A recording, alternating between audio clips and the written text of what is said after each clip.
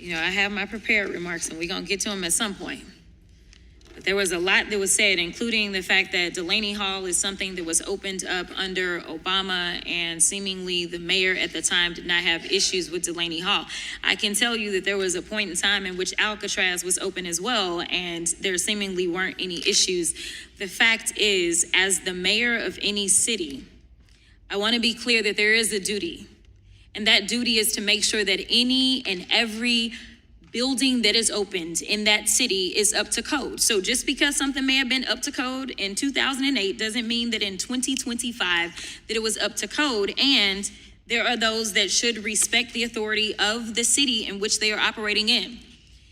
And somehow, during the later hours of last night, we saw that while the mayor had been unlawfully charged, those charges ended up being dropped.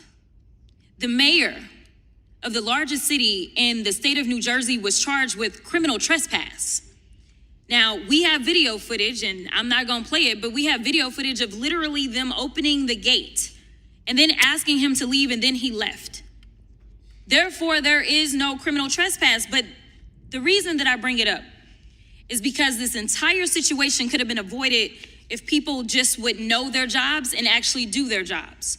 Because the entire chaos that ensued, it ensued because of the unlawful detainment and arrest of the mayor in the first place. But let me get to my actual remarks. The Republicans have called today's hearing for one purpose: to help an administration that's already rooted in lawlessness and corruption execute their dangerous assault on American democracy. So in today's hearing, you'll hear them admonish their own congressional colleagues and excuse the behavior of the out-of-control, corrupt Trump administration. They're going to try to convince you that they're here to protect law and order and the rule of law. But they won't mention how the Trump administration is openly defying many of the 162 court rulings that have paused his illegal executive orders. They won't talk about how the president has called for the impeachment of judges who rule against him, or how they're allowing ICE agents to raid churches and elementary schools. They won't talk about how they're allowing Trump to purge the Department of Justice of employees who helped investigate the January 6th insurrectionists. They won't talk about how this administration is preparing to give $5 million to the family of Ashley Babbitt, who participated in said insurrection, because they don't actually care about law and order and the rule of law. They're here today for one reason: to forfeit their constitutional oversight responsibilities. But since I decided to bring up January 6th, let me run a tape to remind y'all of the difference of congressional oversight versus criminals.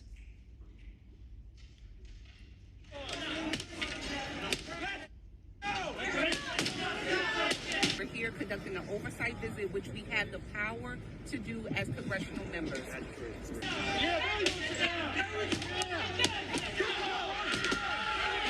Statutory authority, and so that is what we're here for, and we're waiting to speak to a supervisor to let us in here because stand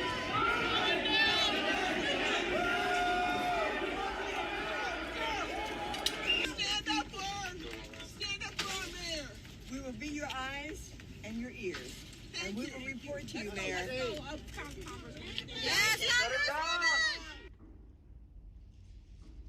It's interesting that one set of behavior somehow is going to get a family rich overnight.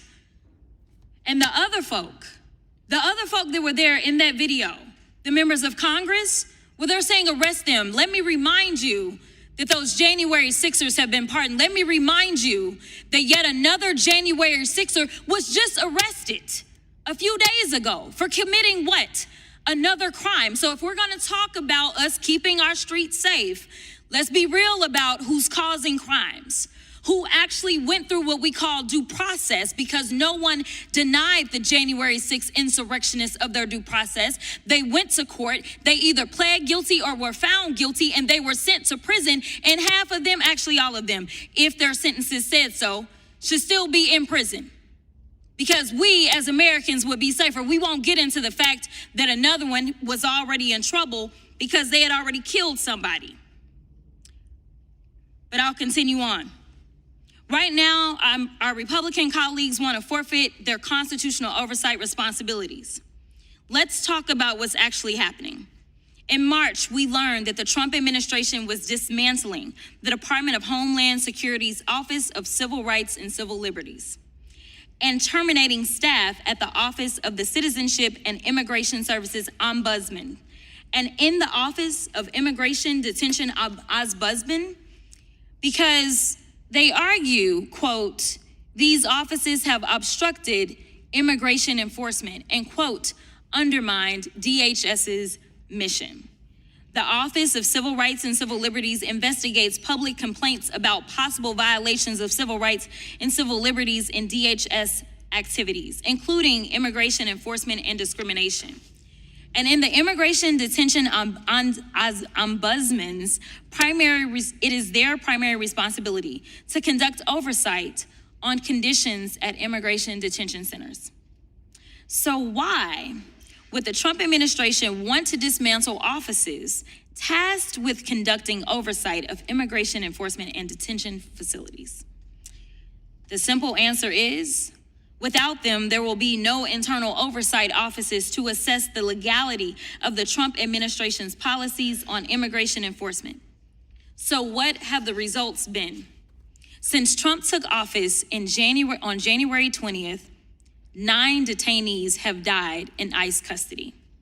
In fact, in Trump's first month in office, more detainees died in ICE custody than at any time since fiscal year 2020.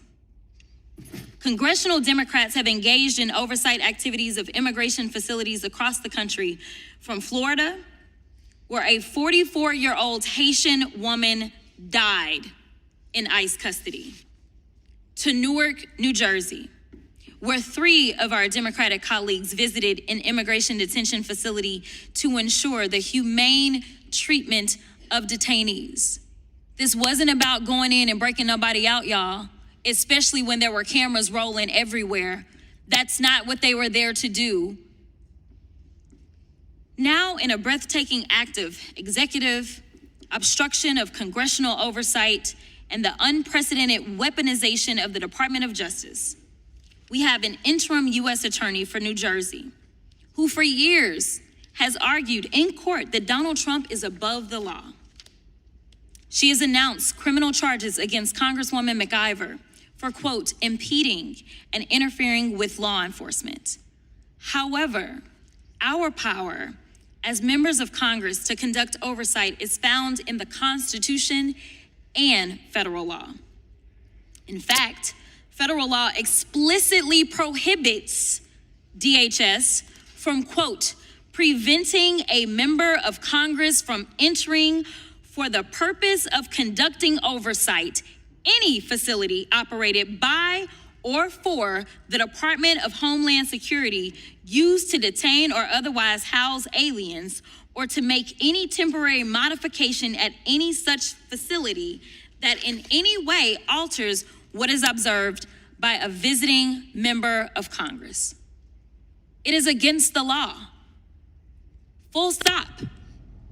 Separately, the court has consistently held that the speech and debate clause of the Constitution protects individual members from prosecution for legislative acts, including, quote, fact-finding, field investigations, and information gathering. The court has consistently held that the primary purpose of the speech and debate clause is to, quote, prevent intimidation by the executive and before a possibly hostile judiciary. So let's call this for what it is. This administration is criminalizing legislative oversight, and the Republicans on this committee are helping them to do so.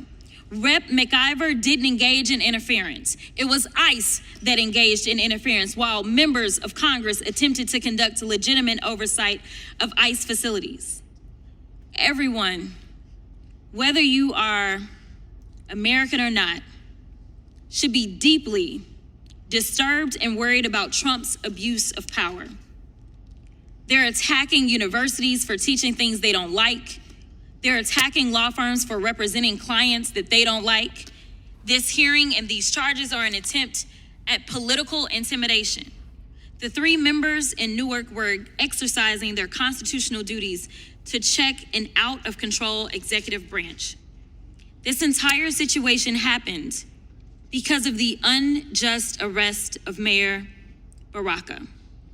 And not only were the members invited in and given a tour of the facility, this was after they so-called had broken the law. Now, I don't know about y'all, but where I'm from in Texas, I can tell you that I'm not used to having law enforcement see a crime happen right in front of their faces and then say, never mind, we'll just go about our business. In fact, why don't you go ahead and come on in? Come on in, we gonna do this tour because, oops, we did make a mistake because technically by law, we are supposed to allow you in. And wait a minute, while you're here, do y'all want something to drink? We got refreshments for you as well. And then after you conduct this oversight, and you actually gave a clean bill of health because you were never there to disrupt, you were always there to do your duty. They came out and they said, everything looks good. And then it wasn't at that moment that they decided to arrest members. It wasn't the next day. In fact, even as I sit here today, no member has been arrested. Now you tell me how many times you can see the robber go in the bank, steal the money, and then they say, well, never mind, we'll think about this later. That is what you call politicizing. And that is what we are here to talk about is wrong. We got a few other issues with ICE right now, so I'm gonna get to them in a second. The DOJ, as I said already, has already dropped the charges against the mayor. Look, they're coming after everyone who uses their constitutional rights and duties to speak truth to power. The press, the courts, and now members of Congress. And to be perfectly honest, I had my team do the research. Under no other president, Democrat or Republican, can we find an incident where they have tried to arrest members of Congress. This is absolutely absurd that they were out there simply doing their duty. We have never seen ICE act in this way. In fact, it's not less oversight that we need right now, it's more.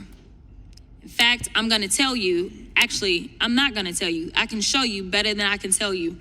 Roll the tape.